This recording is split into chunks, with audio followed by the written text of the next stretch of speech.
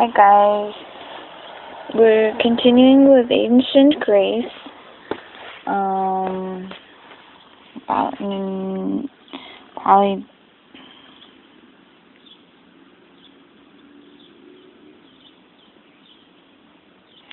so this section is called Death and Burial.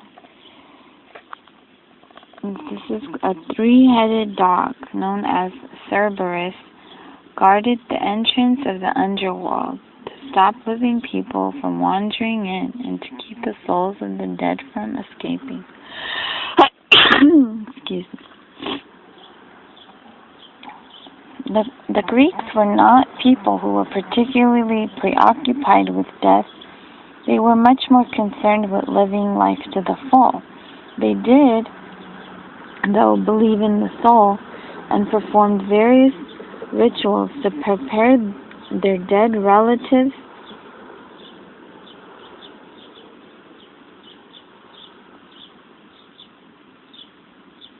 for their journey to the underworld, an underground kingdom that they believed to be the final resting place of all mortals. When someone died, their body was first washed and anointed, and then dressed in white robes by the women of the family. The body was then put on display for relatives and friends unto view. The next day, before the sun was up, the funeral procession set out to accompany the body to the place of burial. Only close relatives could take part, but women over 60 were excused from this role, so they often acted as professional mourners, beating their breasts and wailing. As with other Greek processions, all this was accompanied by music.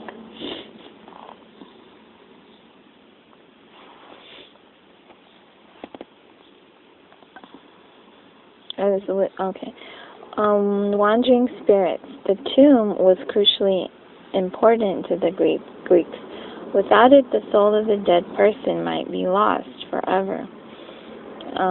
If death was sudden, however, and a tomb was not available, 3 handfuls of earth thrown over the body were believed to keep the spirit from wandering. Food and drink, as well as objects used by the dead person, were left out inside the tomb. Some tombs have been found with tubes leading from the outside through which more food and drink could be poured later. After the funeral, the family went back home for a special dinner. The period of mourning lasted 30 days. Spartan funerals. Funerals in Sparta were quieter affairs.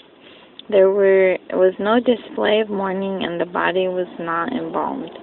Burial took place inside the city so that the young would get used to the sight of death and view it without fear. No objects were buried with the dead person, and the period of mourning was limited to only 11 days. Crossing the river. After burial, the soul was taken by the god Hermes to one of the crossing points between the worlds of the living and the dead. One point was believed to be the river Styx in Arcadia, since the soul had to pay a fare of 1 obol to be transported across the river by the ferryman, Charon. It was customary for living relatives to place a coin in the dead person's mouth before burial. Aristophanes uses the symbolic crossing of the Styx as a setting in The Frogs.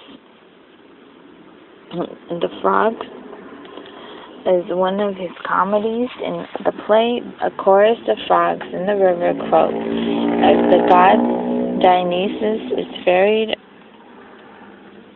across, dressed up as the hero Heracles and pretending to be brave."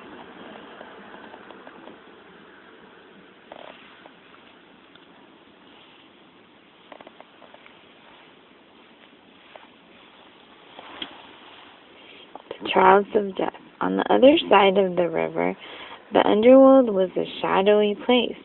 Most people wandered around aimlessly, although people who had been particularly good during their earthly lives were sometimes sent to the Elysian fields, a place of great happiness and peace. Those who had been particularly nasty in life were given impossible, never-ending tasks in death. Sisyphus, for example, had to try to roll a heavy stone uphill, but it kept rolling back on him. Another sinner, Tantalus, had to stand up to his neck in water without ever being able to quench his thirst. Every time he stooped to drink, the water level fell out of his reach. The ruler of this grim realm was Hades. According to the myth, Hades once carried off Persephone, daughter of the goddess Demeter. Demeter pleaded with Zeus, and Hades was forced to hand Persephone back, but not before Persephone had eaten 6 pomegranate seeds, which meant she had to stay in the underworld for 6 months of the year. The Greeks believed that her return to the world of the living every year brought the spring, and this was one way that they explained the seasons. A funeral procession makes its noisy way to a tomb outside the Greek town. Musicians play while the professional mourners weep, wail, and beat their chests. Relatives carry some of the dead person's possessions to leave in the tomb, as well as oil and honey cake as offering to the gods.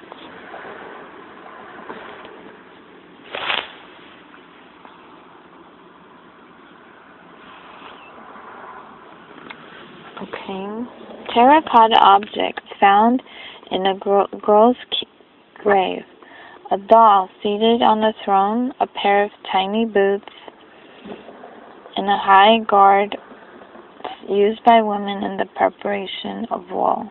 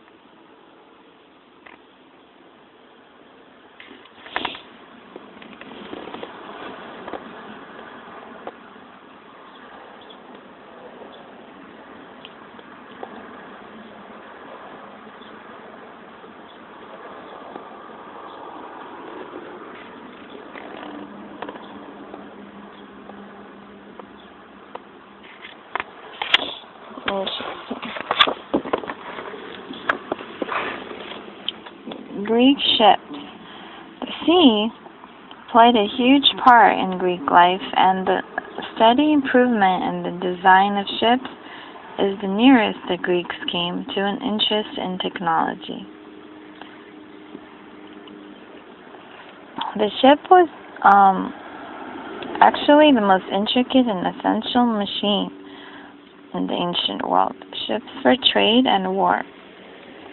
Merchant ships for carrying goods needed space rather than speed. Known as round ships because they were broad and deep, they were usually sailed rather than rowed. If oars were used at all, they were for maneuvering or for traveling when there was no wind. Warships, though, were light, narrow, and low in the water, and were rowed. Wooden walls. When the Athenian leader Themistocles persuaded the people of Athens to put the profits from a recently discovered silver mine at Lavrion into the building of a fleet, he may not have realized how crucial that decision was in terms of Greek history. The oracle at Delphi confirmed the wisdom of his decision when attack from the Persians was imminent. The Pythia told the Athenians to trust in their wooden walls.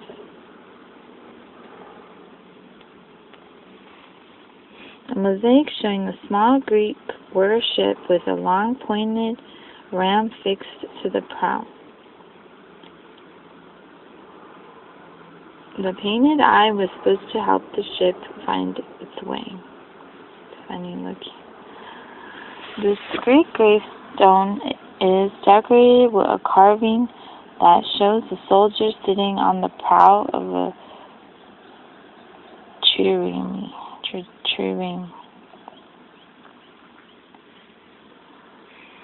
The Athenians interpreted this to mean the wooden walls of their ships, not the fortifications around the Acropolis.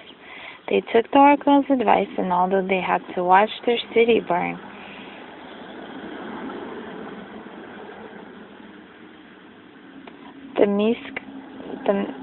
Themistocles promised them, "We have a city so long as we have our ships." At the Battle of Salamis in 480 BC, he was proved right.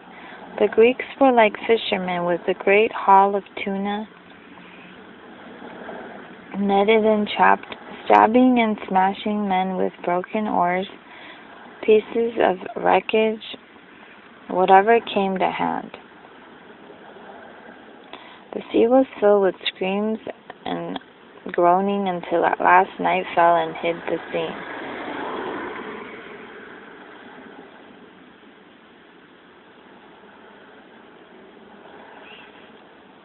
And I could talk for a week and still not tell you all that I saw. But one thing is sure, never before had so many thousands died in one single day.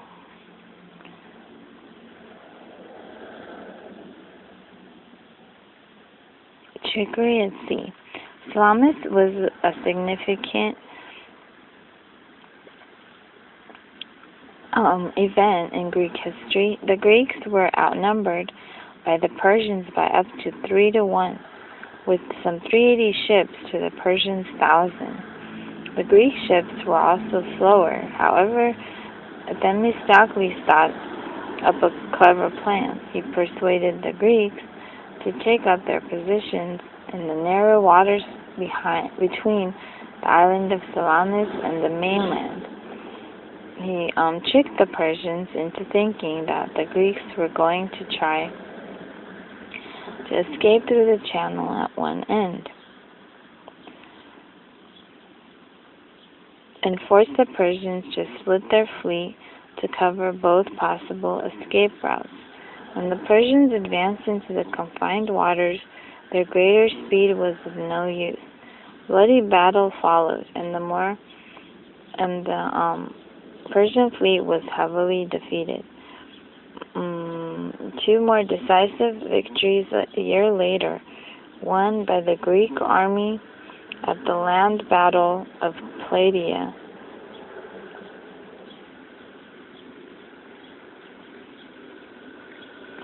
Another by the navy at Makali on the coast of Asia Minor, finally put an end to the Persian invasion.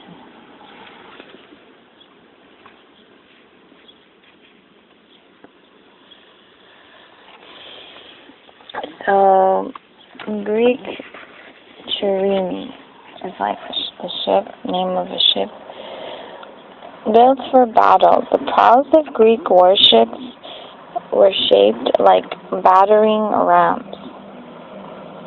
They had a deck on either side from which soldiers could try to board enemy vessels. Warships did have sails, but they were always rowed in battle for maximum maneuverability. They were rowed with either 30 oars, triaconters, or 50 oars, pentaconters. The Greeks gave them extra power by adding first a second bank of oars to make biremes, and then a third, triremes. This eventually led to the reconstruction of a full-scale Greek trireme and successful sea trials in the Aegean.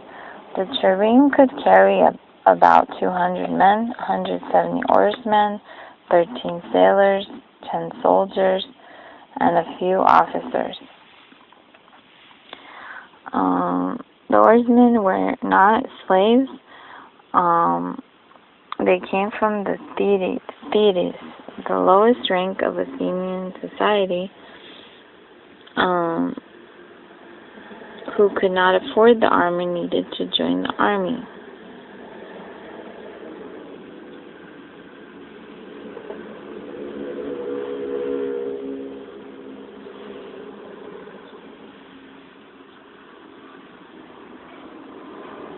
And the eye is supposed to guide the ship.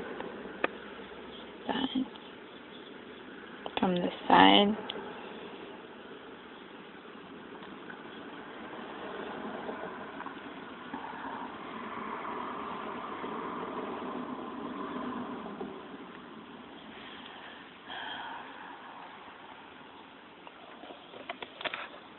So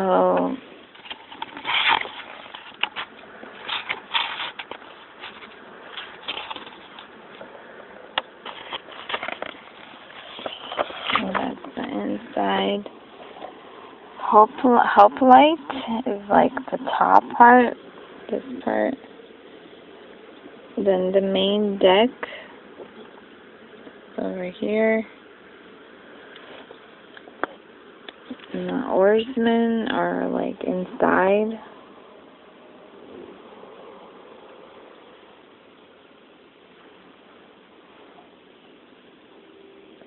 And then the oar rib is the side here. 5 hemp bracing rope. That's the rope.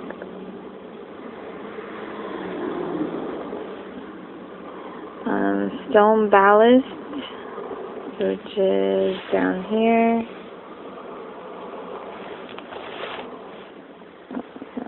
They're like stored down there. Stone and cypress wood keel is way down here, like the bottom part. Okay, so that's what it consists of.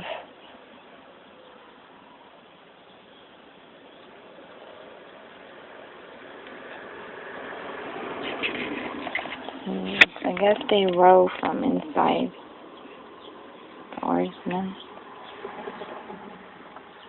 It's like sitting down, rowing.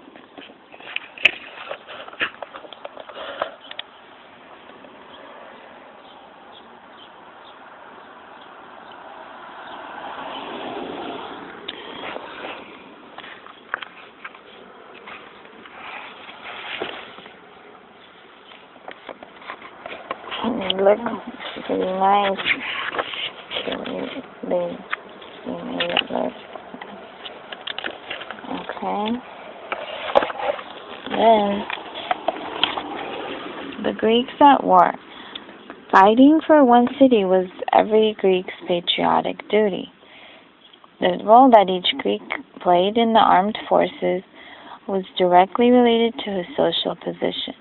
Rich men who could not afford horses who could afford horses joined the cavalry. Those that could not, but had enough money to buy armor, became hoplites, or heavily armored soldiers. Poor people served as lightly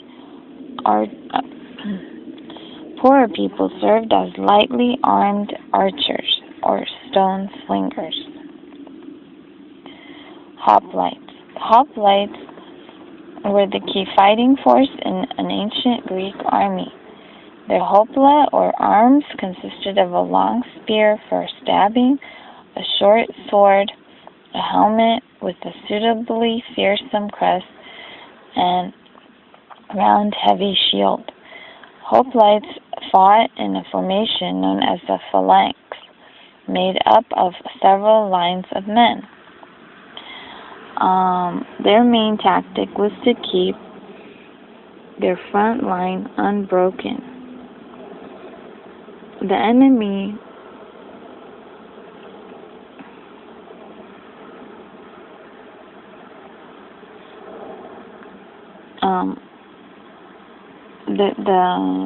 the enemy was then faced with a wall of shields locked together, bristling with long spears.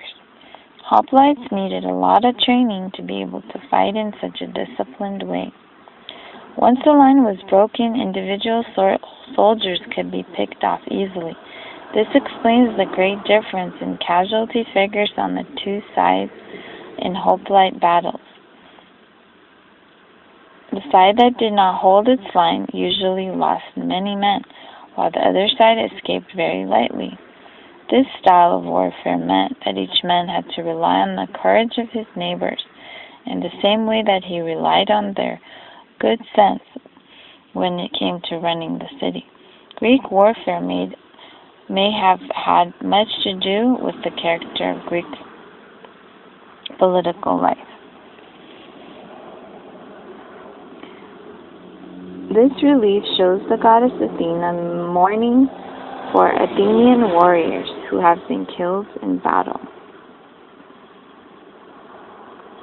Unexpected victory. The first great test for hoplite warfare came when Persia invaded Greece at the Battle of Marathon in 490 BC. The Athenian army roundly defeated the Persians, which gave it a new self-confidence. This important victory was celebrated by many Greek writers.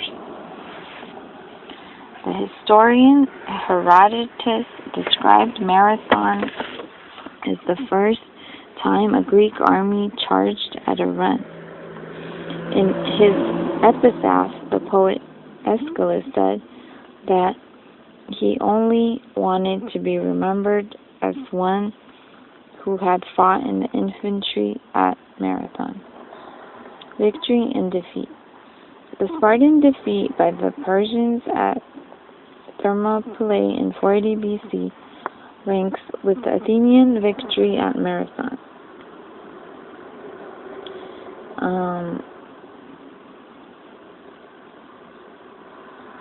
The Spartans were vastly outnumbered, but threw back wave after wave of the Persians with their brilliant tactics. Sometimes they turned their backs and pretended to run for their lives, only to turn fiercely on the Persians when they charged after them.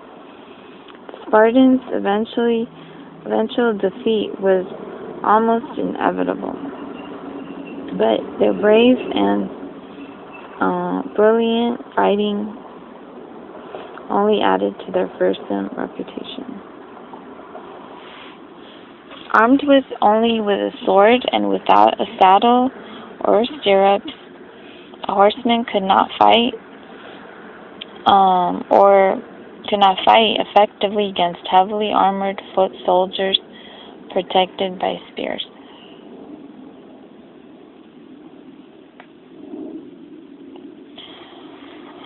Okay, Greeks against Greeks. All this bravery came to a bitter end in the Peloponnesian War, 431 to 404 BC, when Athens and Sparta, with their various allies, turned their forces against each other. The war boasted no great battles. The Athenians had a better navy than the Spartans, but a weaker army. Athens suffered a series of setbacks, including a devastating plague that broke out in the city in 430 BC, killing a quarter of the population. Athens was finally defeated in 404 BC, but only after Sparta built its own fleet using Persian money. Wars between the various city-states continued. However, constant drain on manpower and resources, thus the Greeks were unprepared for the threat of a new power that was taking shape in the north. The Spartans held the narrow pass of Thermopylae against 250 Persians for 2 days.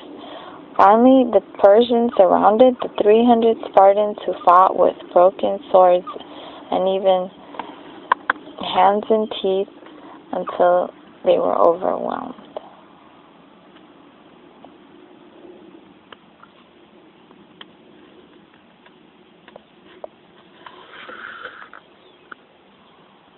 Wow, that's amazing. It's scary too.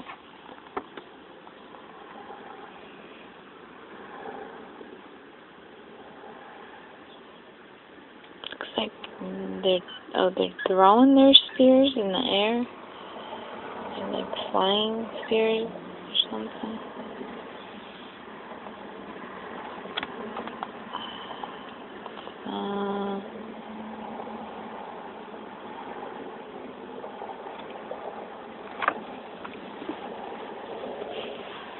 So they have very simple technology when it comes to what they wear.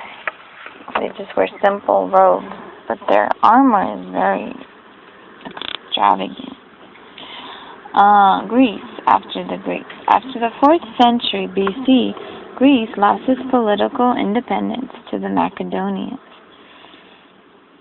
It says here, this Roman mosaic found in the ruins of Pompeii shows Alexander the Great riding his famous horse Bucephalus at the Battle of Issus in 333 BC.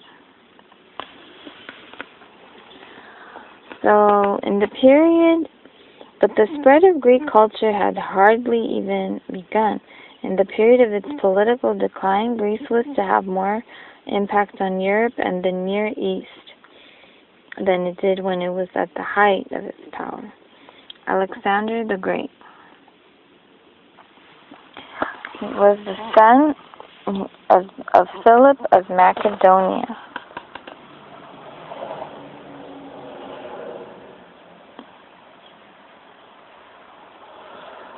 And Alexander the Great was the son of Philip of Macedonia, a skilled and ambitious general who conquered the Greek world as the power of the city-states began to crumble.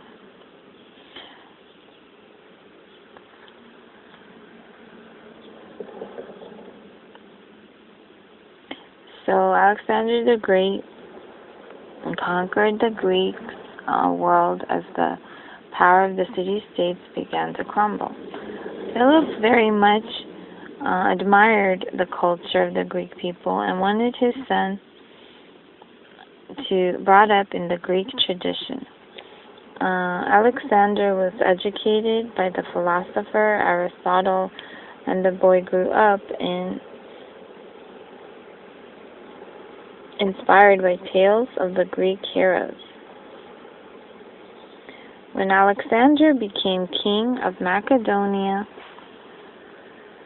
at the age of only 20, he was determined to expand his kingdom even further.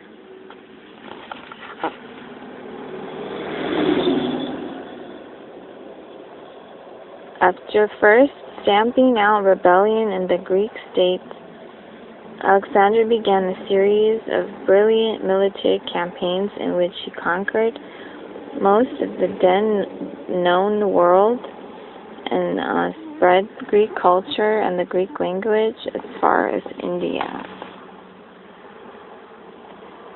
He first attacked Persia, where his army defeated King Darius's forces at the Battle of Issus in 333 BC. Alexander next next marched south and laid siege first to the city of Tyre and then to Gaza.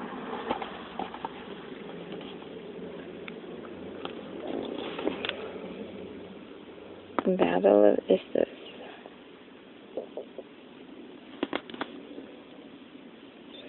His army moved on from there to invade and conquer Egypt, where Alexander was hailed as the son of the god Ammon. Returning from Egypt, he marched east into Asia.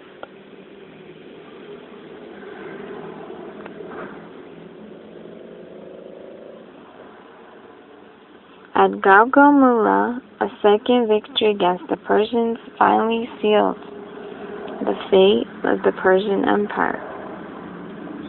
The city of Babylon surrendered, and the rich cities of Susa and Persepolis were quickly captured.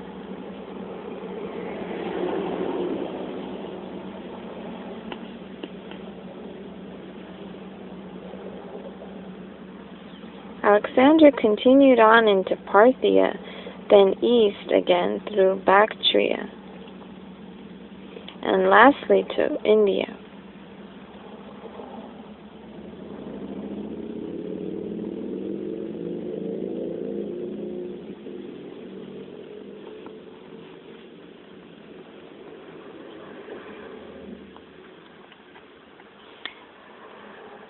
Where he defeated the forces of King Porus.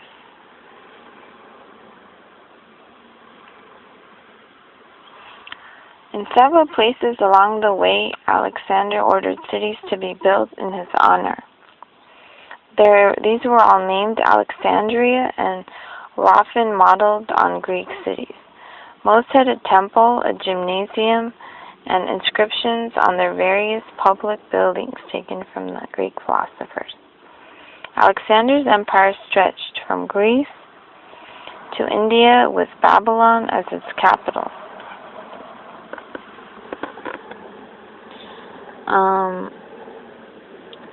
He was one of the greatest generals who ever lived.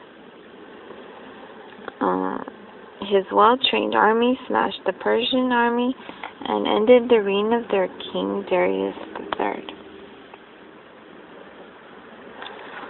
Alexander had even more ambitious plans, including an expedition to conquer Arabia. But at the age of 33, he became ill with malaria and died. His body was taken to Egypt, first to Memphis, and then to Alexandria,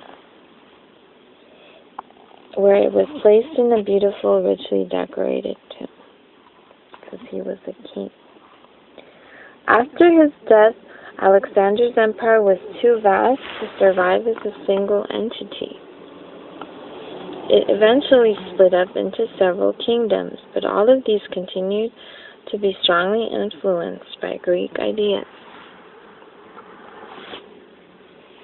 During all of this period, Rome had been little more than a village.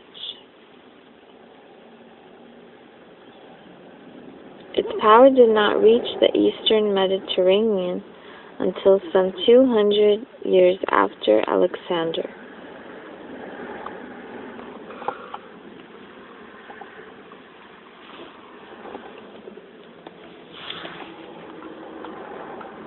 So this was called Death of a King. Alexander's route is in red, and the peach is the Empire of Alexander, and the regions that are dependent on Alexander are in green.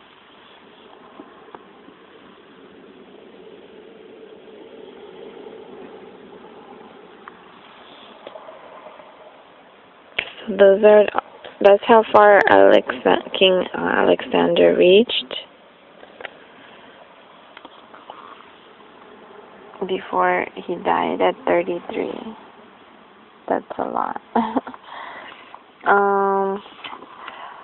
So, a Roman province. When the mighty Roman armies swept through Greece in the 140 BC, the country became a province of the Roman Empire. Culturally, however, the spirit of Greece lived on.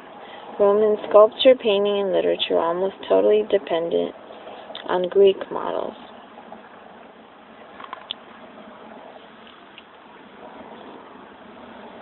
Virgil's great epic poem, the Aeneid, for example, tells the story of a hero fleeing from Troy, just as Homer's hero Odysseus had done.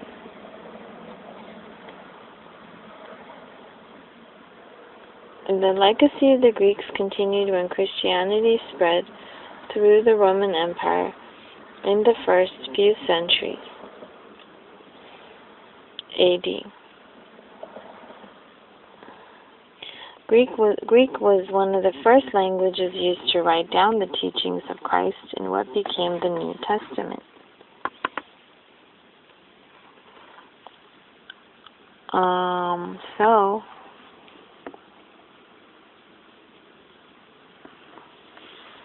Roman Empire. Okay. It says the magnificent Christian art of the Eastern Roman Empire drew heavily on Greek styles. Okay.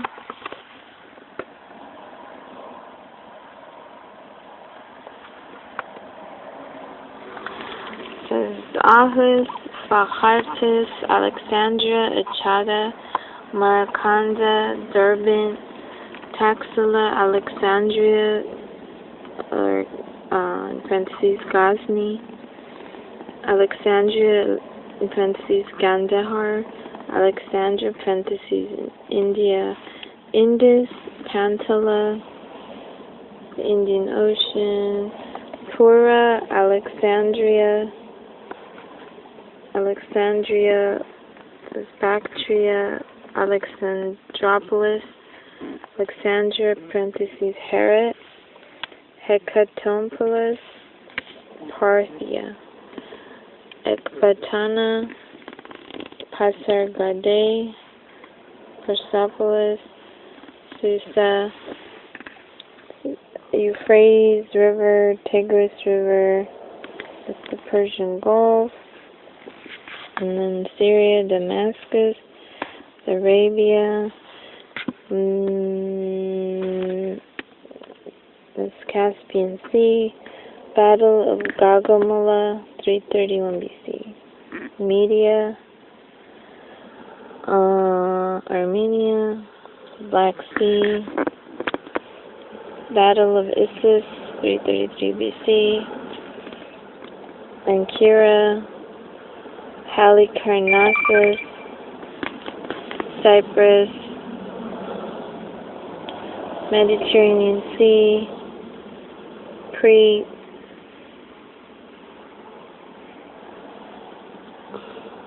Phoenicia, yeah.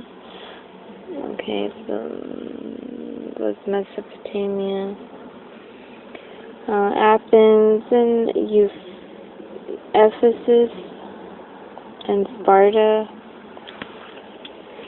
Macedonia, and Kyrene, Alexandria, Gaza, Memphis, Red Sea, the Nile River, Egypt. Okay, that's all it.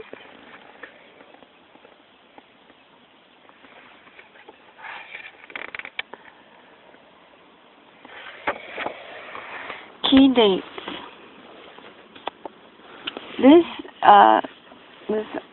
three scenes from Homer's Odyssey, one of the most famous of ancient Greek epics. In the first left Odysseus and his crew blind the one-eyed man eating Cyclops in order to escape from his clutches. In And then in the second center, protected by a magic charm himself, Odysseus forces the witch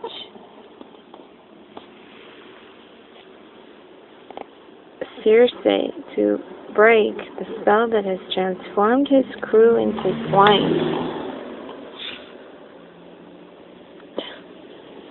In the final scene, Odysseus listens to the haunting songs of the sirens, sung to bewitch all passing mortals and lure them to their doom.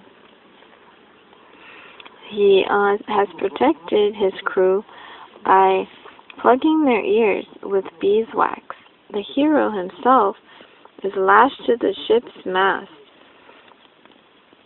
so that he cannot act while under the siren's spell, and force his crew to row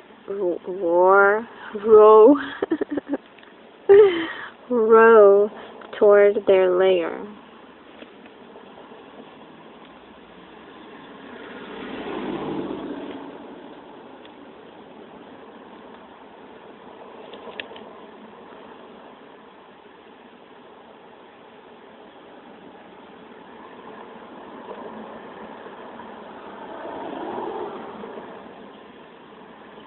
So they're basically like pirates. They just make the crew row to wherever they want.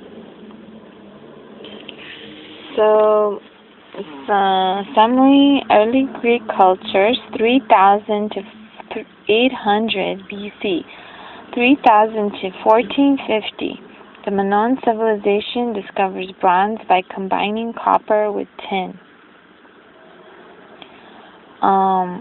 resulting in what we call the Bronze Age. Other civilizations had also discovered the metal by this time. 2000 BC, the Minoans began to use hieroglyphics, a form of picture writing. 1900 to 1400 BC, Minoans built Knossos Palace, center of power in Crete. 1450 BC, Mycenaeans become a great power. 1250 BC, Siege of Troy by Mycenaean kings, slow decline of Mycenaean power.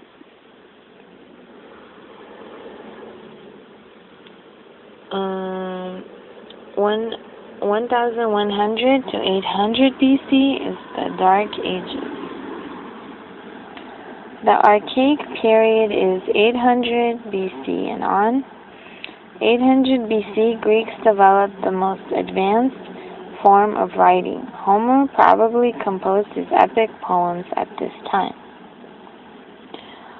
In 776 BC, first Olympic Games were held. 550 BC, city of Sparta was founded. 508 BC, first democratic government was established in Athens. 490 BC, Persians attempt invasion of Greece, defeated at Battle of Marathon. 480, the naval battle of Salamis, in which the Persian fleet is defeated. 480 BC. 479 BC, the Battle of Plataea, in which the Greeks defeat the Persians. At the same time, the Persian fleet is destroyed at Mycale, Asia Minor, so ending the Persian invasion. The Classical Age is from 500 BC and on. In 443 BC to 429, the age of Pericles, when Athens reaches the height of its power. 431 to 404, Peloponnesian War between Sparta and Athens, won by Sparta. 387 BC, Plato founds a philosophical school in Athens and begins to write his great philosophical work.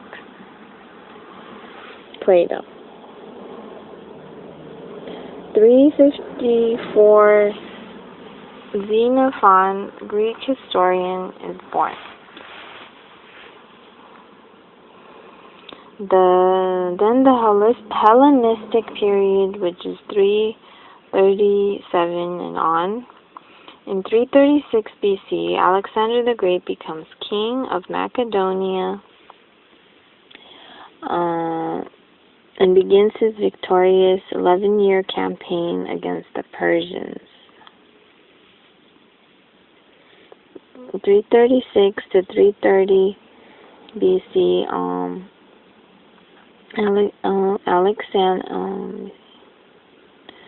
Alexander's wide conquests create the Hellenistic world, a period of Greek influence and power, which survives until long after his death. 333, Battle of Issus, in which Alexander defeats Persia. 332, Alexander conquers Egypt. 331 BC, Alexander defeats the Persians at the Battle of Gaugamela, becomes king of Persia. Gaugamela. 323, Alexander the Great dies. 323 to 322, Lamian War between the Greeks and the Macedonians. The Greeks were defeated, and Greece is governed from Macedonia. 168, Macedonia is defeated by the Romans and is placed under Roman rule along with Greece. Then 146, Greece becomes part of the Roman Empire. Some terms. Agora is a large open space in a Greek city used for markets and public meetings.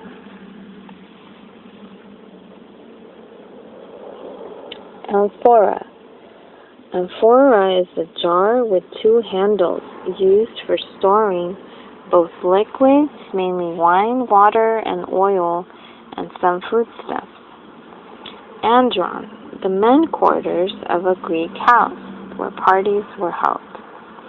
Assembly, the main governing body in a Greek democracy, all citizens were entitled to attend. Boule, the council that drafted the law.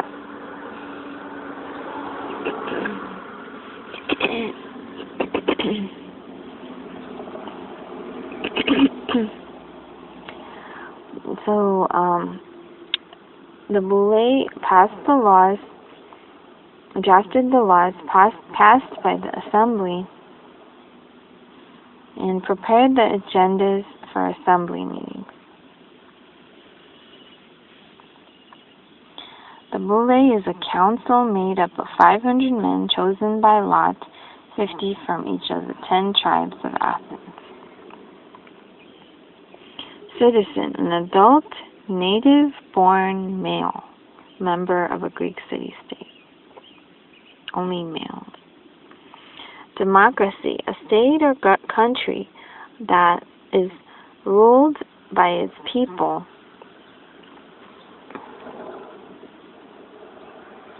Greek cities were small enough to enable all of their citizens to attend the government assembly. So ruled by its people. Gynekon, the women's quarters in a Greek house. Hetera, a woman who entertained at parties by singing, dancing, and talking.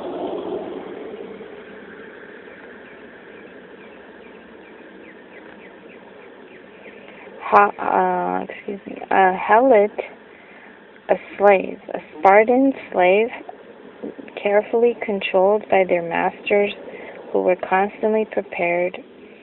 The helots were prepared always for war and rebellion. Hoplite, a heavily armored soldier who fought on foot. They were not using horses, just on foot, hopefully. Ostracism, the system by which people could vote against a member of the assembly by writing his name on a piece of pottery called an ostracon. If over 6,000 people voted against someone, that person was banished from the city for 10 years. Phalanx, a solid body of men that formed an almost invisible wall of shields and bristling spears against attackers.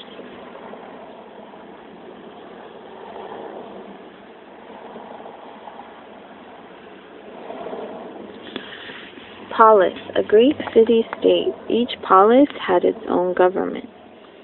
Prytany, the executive committee of the Boule,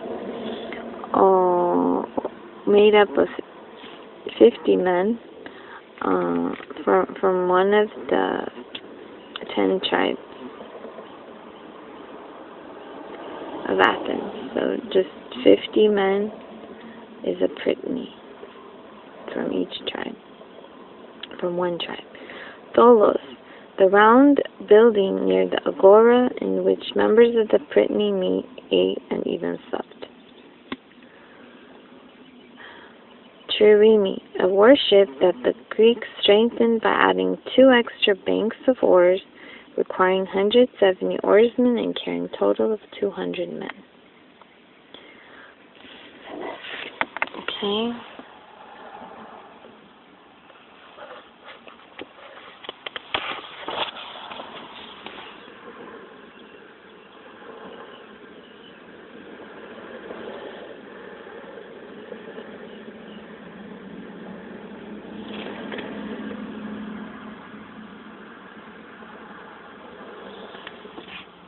So, I guess that's all of it, guys. Thank you guys for watching. My page is facebook.com, YosAllplay, YOSALLPLAY.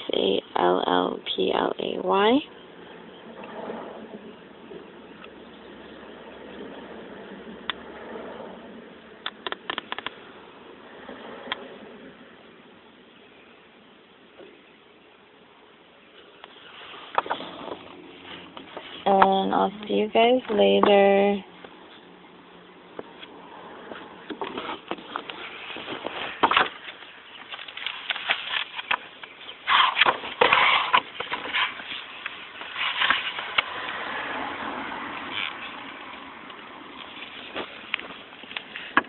That's the book, Ancient Greece, by Leverance and Wood.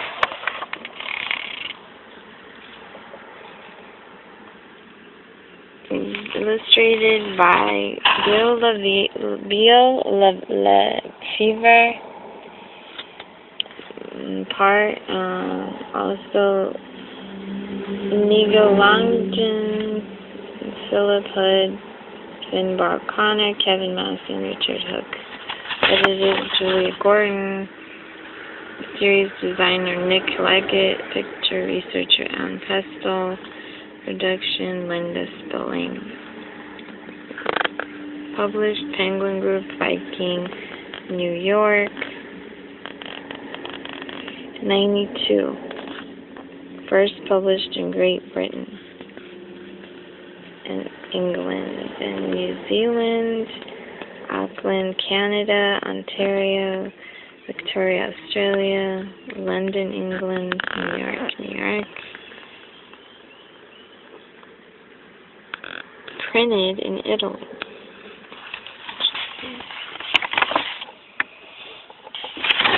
So, see you guys later, guys.